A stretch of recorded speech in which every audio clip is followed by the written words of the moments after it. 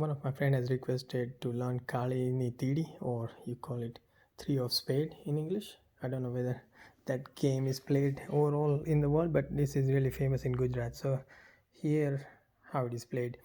Basically a deck of card has got 250 points. If you're playing with two decks, that's 500 points, but you normally play that if there are more than 6 players. Otherwise you just use one deck. There are two players. Players could be minimum 4 is required, and maximum 10. You can play with more, but then you'll lose the fun. So basically for one deck you need 4 to 6 players, 250 points. 6 to 10 players, you have to use two decks, that's 500 points. And to give a even number of cards, basically same number of cards to all the players regardless of how many players there are. If required, just remove the twos.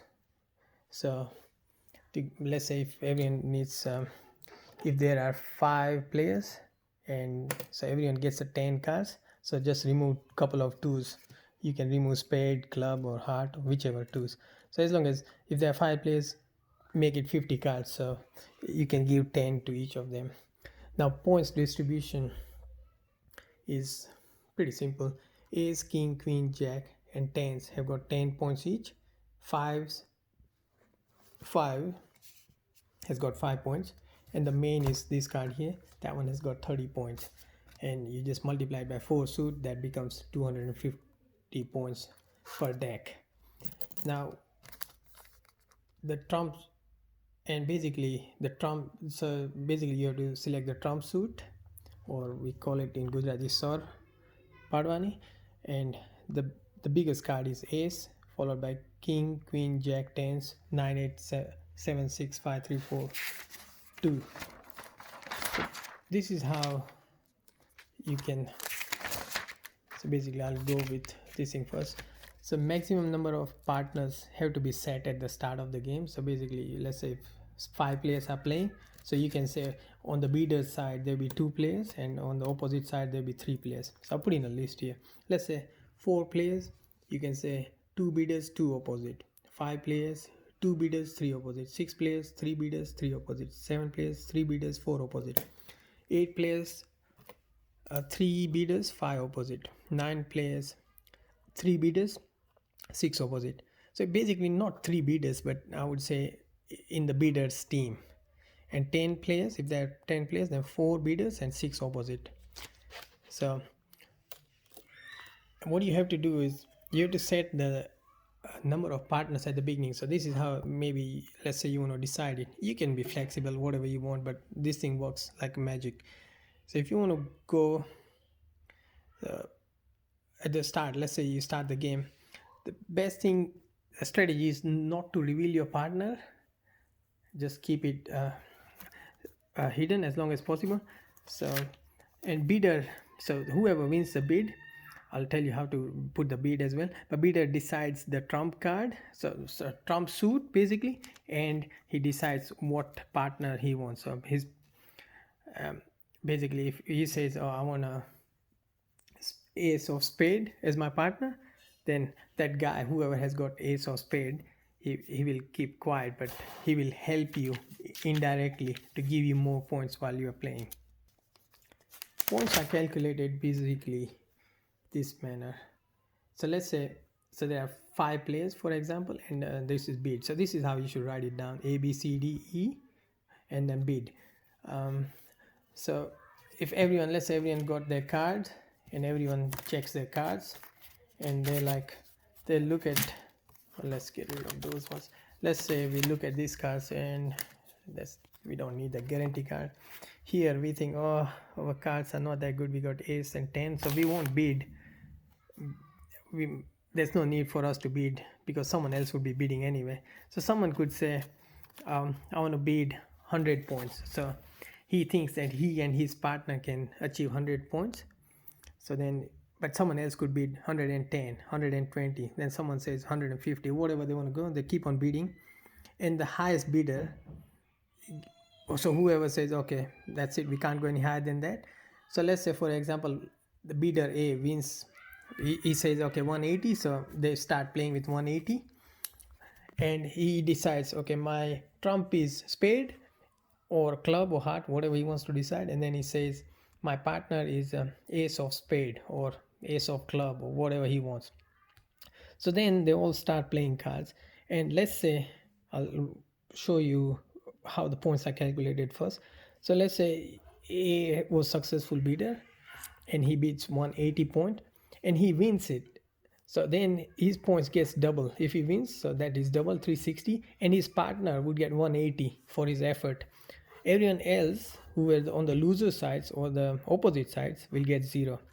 Now instead for second game, the successful bidder was B, and he also manages to win the game. So he manages to get his 200 points by playing and winning. Then he'll get 400 points. His partner, let's say was C, he'll get 200, rest all will get 0. Now this is a different example. So if say the bidder C is bidding 160 points and he doesn't win it, he can't get those points, then he gets minus 160, his partner would get 0, and all the other ones, all the opposite sides would get 160 points. Same thing here. Let's say A person A wanted to person A decides that he wants to bid 250 points and his cards are so good that he can do it alone. Then he doesn't need to say I need partner. He still needs to choose a trump because that would help him win the game. So he says, okay, my heart is the trump, and then I'm gonna do it alone. And then he manages to do it alone. He doesn't need anyone's help. Then he gets 500 points. No one else gets any points. Everyone else is 0. So let's say in the one D manages to win the bid at 190, and he doubles it, then he gets 380, and his partner gets 190, rest all 0. And again D says I want 250 and he does it alone, he gets 500. Let's say if he has used another partner, then his partner would get 250, rest all would get 0. But this one is really important. So if you start bidding too high, you might not be able to make your points, and then you'll end up making minus 160. So in the end, you just make a total, and whoever gets the maximum, he wins the game. You can play as many as possible. Sometimes we used to fill up with 2 or 3 pages. So this game could go on for whole night if you want. So let's say this was so everyone's got, say if there are 5 players, let's say everyone got 10 cards, and I said, okay, I'm gonna make this many points. These are just 5 cards, but normally, like let's say I would have 10 cards, and whatever points I decide to go with, let's say, and then I would say, okay, spade is the trump, so I've got 3 or 4 or 5 card of spade, so that is really advantageous. So then what I try to do is I know ace is gonna win, so when I put ace, everyone else has to put their cards. So this is, so they'll try to put in the cards which doesn't have point. So let's say I got ace and everyone put in their cards, and then I win it.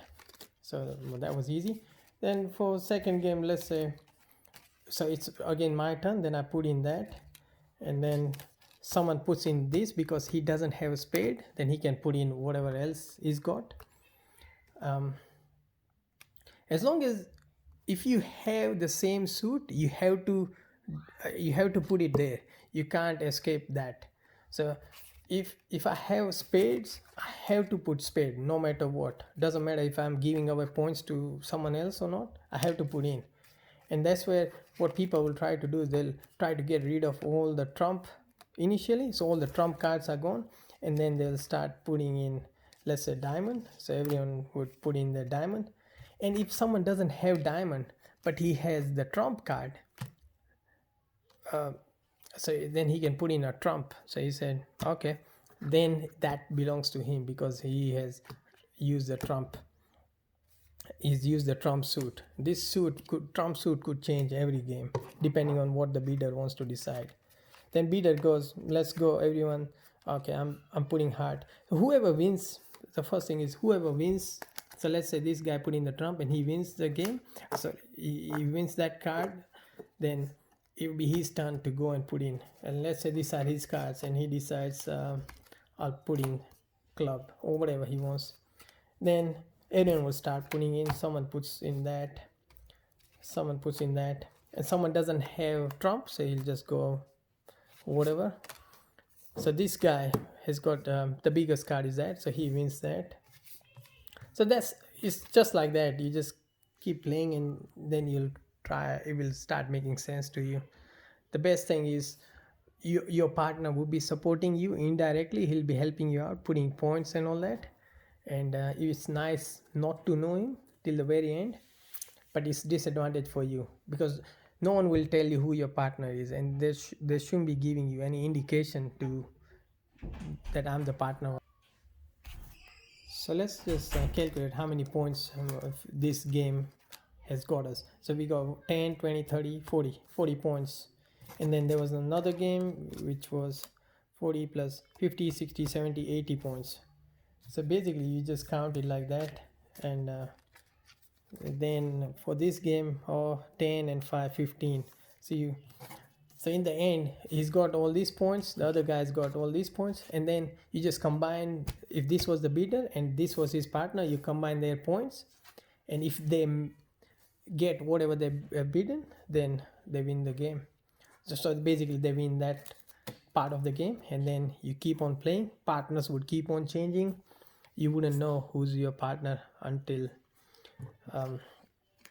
they put their card in. So if you know, you said, I got really good cards, but I want to make sure that I don't lose this 3 of spade, because this gives you 30 points. So what you do is basically you say, okay, my partner will be 3 of spade, and then you go put in the biggest card ever because you had like ace of spade. So you just, and then your partner would just basically go there. So what happens is you basically got 30, 40, 50 points in the first game, and then you start putting your other cards. It's a really interesting game. If you have questions, let me know. And that's for you. All right, cool. And that's called 3 of spade. Let me know if you have more questions.